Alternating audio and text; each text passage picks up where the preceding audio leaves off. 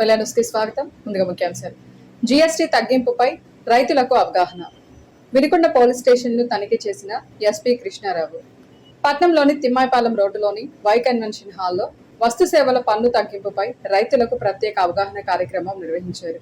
కార్యక్రమానికి రాష్ట్ర ప్రభుత్వ చీఫ్ జీవి ఆంజనేయులు ముఖ్య అతిథిగా హాజరయ్యారు. ఈ సందర్భంగా ఆయన మాట్లాడుతూ రైతులు కొనుగోలు చేసే వ్యవసాయ పరికరాలు, ఎరువులు, ఇతర అవసరమైన వస్తువులపై జీఎస్టీ తగ్గింపుతో కలిగే ప్రయోజనాలను వివరించారు. జీఎస్టీ విధానం ద్వారా పన్నుల సరళీకరణతో పాటు రైతులు, పేదలు, మధ్యతరగతి ప్రజలకు ప్రభుత్వం గణనీయమైన ఊరట కల్పించిందని పేర్కొన్నారు. సూపర్ జీఎస్టీ ప్రకటించిన ప్రధానమంత్రి నరేంద్ర మోదీని ప్రత్యేకంగా అభినందించాలన్నారు. ఇప్పటి వరకు పనిచేసిన ప్రధానమంత్రులలో పన్నులు తగ్గించిన నాయకుడు ఒక్క మోదీ అని ఆయన కొనియాడారు. సూపర్ జీఎస్టీ నరేంద్ర మోడీ గారిని మనందరం అభినందించాలి. ప్రధానమంత్రి గారిని ఇంతవరకు వచ్చిన ప్రధానమంత్రులందరూ ట్యాక్స్ పెంచడమే కానీ తగ్గించిన వాళ్ళు ఎవరైనా ఉన్నారా? ఒక్క ప్రధానమంత్రి నరేంద్ర మోడీ గారే ఈరోజు ట్యాక్సులు తగ్గించారు. ట్యాక్స్ తగ్గించారు. రైతులు కొనే ట్రాక్టర్ల మీద, వ్యవసాయ పరికరాల మీద అన్నింటి మీద కూడా ఈరోజు ట్యాక్స్ తగ్గించి ఒక ట్రాక్టర్ మీద సుమారుగా 40,000 రూపాయలు ట్యాక్స్ తగ్గించారు మన ప్రభుత్వం వచ్చినాక, ఎన్డీఏ ప్రభుత్వం వచ్చినాక.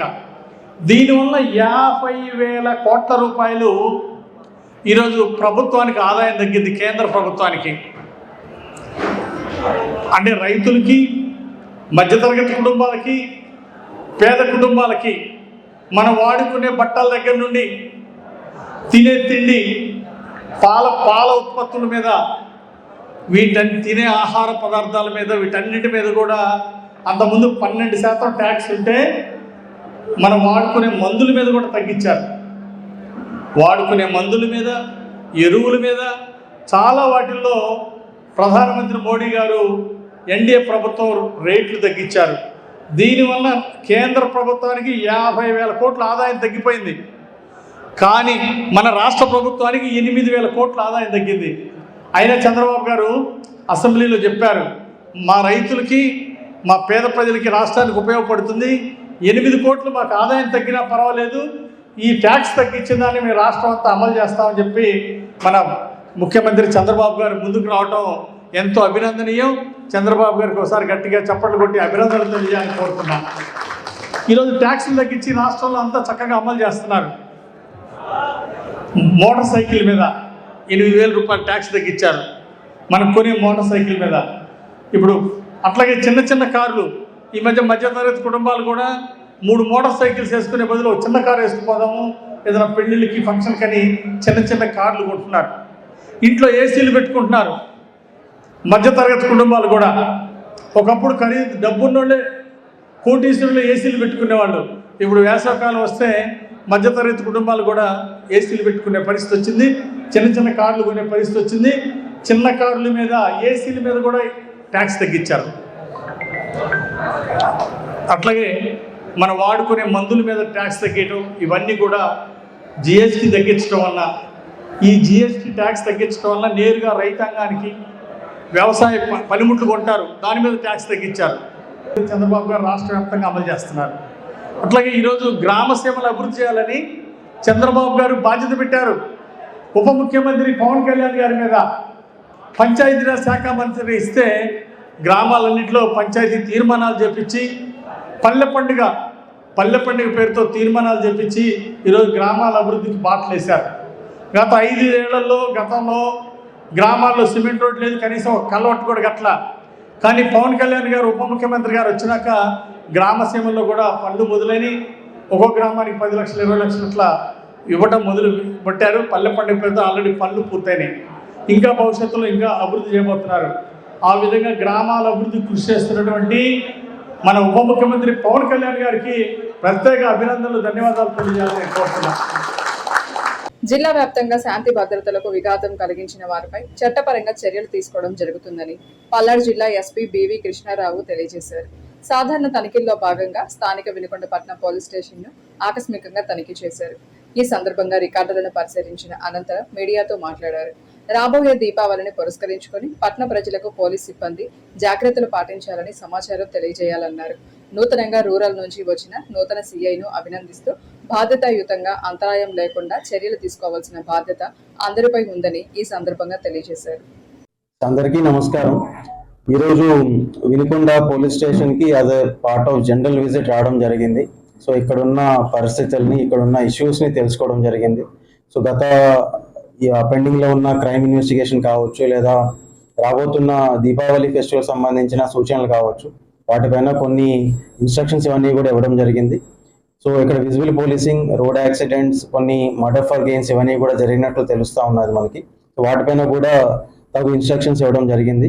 సో అలాగే వెంటనే వచ్చిన పిటిషన్స్ కూడా వెంటనే స్పందించి త్వరగా వాళ్ళ ఒక ఇష్యూస్ని పరిష్కరించే విధంగా కూడా ముందుకు వెళ్ళేటట్టు ప్లాన్ చేసుకుంటా ఉన్నాం. సో ఒక బెటర్ పోలీసింగ్ని బై ఇన్స్పెక్టర్ కూడా కొత్తగా వచ్చారు ఇక్కడికి ఫ్రమ్ రూరల్ సర్కిల్. సో ఆయన కూడా ఒక మంచి పోలీసింగ్ ఇచ్చే విధంగా కృషి చేస్తారని ఆశిస్తున్నాను. దానికి మీ అందరి సహకారం కూడా కావాలి. Thank you. పట్నంలోని గుర్రం జాషువా కళావేదిక నందు అసిస్టివ్ ఐటీసీ ఎంఎస్కే వారి ఆధ్వర్యంలో పోషక మహాన్ మంత్ 2025 ముగింపు కార్యక్రమం నిర్వహించడం జరిగింది. కార్యక్రమంలో ముఖ్య అతిథులుగా వినుకొండ మున్సిపల్ చైర్మన్ షేక్ షకీలా దస్తగిరి విచ్చేసి ప్రసంగించారు. ప్రస్తుతం మహిళల్లో, ఇప్పుడే పుట్టిన పిల్లల్లో, కౌమార దశలో ఉన్న పిల్లల్లో వస్తున్నటువంటి పౌష్టిక ఆహార లోపం వల్ల జరుగుతున్నటువంటి ఇబ్బందులు, వాటిని పరిష్కరించిన మార్గాల గురించి స్పష్టంగా తెలియజేశారు. పట్నంలోని నష్టపేట రోడ్డులో ఉన్నటువంటి గీతంస హై స్కూల్లో దీపావళి ముందస్తు వేడుకలు ఘనంగా నిర్వహించారు. ఈ కార్యక్రమానికి గీతంస విద్యా సంస్థల కరెస్పాండెంట్ మాలపాటి కోటిరెడ్డి హాజరై విద్యార్థులకు దీపావళి పండుగ యొక్క ప్రాముఖ్యతను తెలియజేశారు.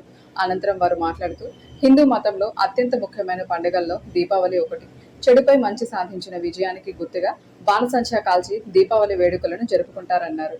నెల్లూరు జిల్లా కందుకూరు నియోజకవర్గం గుడ్లూరు మండలం దారకానిపాడు గ్రామానికి చెందిన కాకర్ల హరిశ్చంద్ర ప్రసాద్ చేతిలో హత్యకు గురైన కాపు సామాజిక వర్గానికి చెందిన తిరుమల శెట్టి లక్ష్మీనాయుడు కుటుంబానికి రాష్ట్ర ప్రభుత్వం న్యాయం చేయాలని కాపు యువసేన రాష్ట్ర అధ్యక్షుడు కర్నా శ్రీనివాసరావు తెలియజేశారు.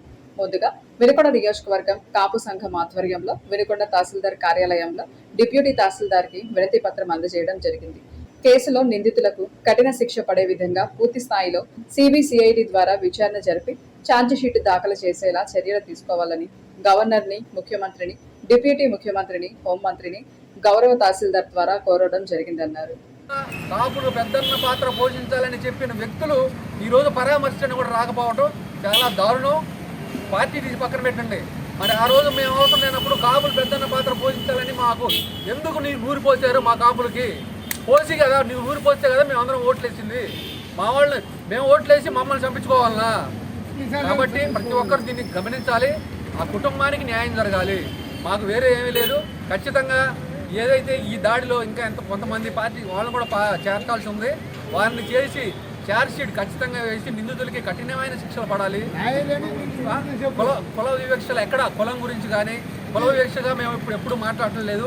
కుల వివక్షగా మాట్లాడే పని అయితే మేము ఆ పార్టీకి మా కాపులందరూ ఓట్లేసి ఎందుకు గెలిపించరు కదా. మాకు కులం అనేది సబ్జెక్ట్ ఇక్కడ కాదు. పార్టీలు అనేది పక్కన పెట్టండి. మా వాళ్ళకి అన్యాయం జరిగింది కాబట్టి న్యాయం చేయమని మాత్రం అడుగుతున్నాం. దీన్ని ఏ విధంగా వక్రీకరించుకున్నా మాకైతే ఎటువంటి ఇబ్బంది లేదు, మాకేం లేదు. దీనివల్ల కాపులు అందరూ ఏదో అవుతున్నారు, కాపులు ఏకమవుతున్నారంటే ఆ కుటుంబానికి న్యాయం చేయమని అడుగుతున్నాం. ఆ కుటుంబానికి న్యాయం చేయండి. అన్యాయం జరిగింది. ఇద్దరు చిన్నపిల్లలు, 4 సంవత్సరాల పాప, 6 నెలల పాపను పెట్టుకొని ఆ అమ్మాయి ఎలా బతుకుతుందో ఒకసారి ఆలోచించండి. వాళ్ళు ఇప్పుడు కూడా ఉండే ఇల్లు చూడండి. అక్కడికి వెళ్ళి మేమేదో చెప్తే మా స్వార్థ కోసం చెప్పినట్టు ఉంటుంది. అక్కడికి వెళ్ళి వాళ్ళకి చూస్తే కళ్ళమ్మని నీళ్ళు తిరిగి వెళ్ళిన ప్రతి ఒక్కరు కూడా ఏందిరా బాబు ఈ దౌర్భాగ్యం అనుకుంటారు. మేము ఈరోజు చెప్తున్నాం, ఈ సంఘటన మగవాడికి కూడా జరగకూడదని మేము అనుకుంటున్నాం. అలాంటిది మా కులస్తుడు చనిపోయాడు, మా బాధ మాకుంటుంది. కానీ దీనికి దయచేసి ఏ రాజకీయ పార్టీలు కూడా వక్రీకరించొద్దు. ఆ రోజున కాపులు పెద్దన్న పాత్ర పోషించాలన్న వ్యక్తులు ఈరోజు మాట్లాడాలి, ఖచ్చితంగా మాట్లాడాలి. రాజకీయాలతో సంబంధం లేదు. మా కులం పేరు పెట్టి ఆ రోజు ఓట్లు అడిగారు కదా, ఈరోజు ఆ కులం ఆ ఒక్క డిమాండ్తోనే మేము అడుగుతున్నాం. మీరు ఆ మాట అనకపోతే మీ గురించి మేము మాట్లాడాం. ఆ రోజు కాపులు పెద్దన్న పాత్ర పోషించాలని మీరే చెప్పారు. ఈరోజు మాకు అన్యాయం జరుగుతుంది, మమ్మల్ని చంపుతున్నారు. మీరు చూడండి, ఈ కందుకూరు ఘటన ఒకటే కాదు, నిన్న మంగళగిరిలో ఇంకో ఘటన జరిగింది, అక్కడ మైదుకూరులో జరిగింది, ఒక మహిళను కొట్టారు. ఇవన్నీ జరుగుతూ ఉండి వరుసగా కాపుల మీద ఒక దాడి కాదు, 3-4 దాడులు తెలియకుండా చాలా దాడులు జరుగుతున్నాయి. కాబట్టి ప్రతి ఒక్కరూ దయచేసి రాజకీయ కోణంగా చూడకుండా కులపరంగా మా వారికి అన్యాయం జరిగింది కాబట్టి న్యాయం చేయాలని మున్సిపల్ కమిషనర్ సుభాష్ చంద్రబోస్ ఆధ్వర్యంలో స్వచ్ఛ ఆంధ్ర, స్వర్ణ ఆంధ్ర, స్వచ్ఛ దివస్ కార్యక్రమం నిర్వహించారు. కార్యక్రమంలో కౌన్సిలర్ షకీలా దస్తగిరి ముఖ్య అతిథిగా విచ్చేసి మాట్లాడుతూ కాలుష్యం తగ్గించడానికి విరివిగా మొక్కలు నాటడం మన బాధ్యతని, ప్రజా రవాణా వాహనాలు వాడడం, సోలార్ విద్యుత్ ఉపయోగించడం వంటి ప్రయత్నాలు చేయాలని తెలిపారు. తదుపరి శానిటరీ ఇన్స్పెక్టర్ ఇస్మాయిల్ పర్యావరణ పరిరక్షణ, వ్యక్తిగత పరిసరాల పరిశుభ్రత పాటించడం, హ్యాండ్ వాష్, సామాజిక పరిశుభ్రత, బహిరంగ మలమూత్ర విసర్జన నివారణ, సింగిల్ యూజ్డ్ ప్లాస్టిక్ వాడడం వల్ల కలిగే అనర్థాలు, చెత్తను వేరు చేయడం వల్ల కలిగే లాభాల గురించి విద్యార్థులకు అవగాహన కల్పించారు. ఇంతటితో వెన్నెల న్యూస్ సమాప్తం. తిరిగి రేపటి వెన్నెల న్యూస్లో కలుసుకుందాం. నమస్కారం.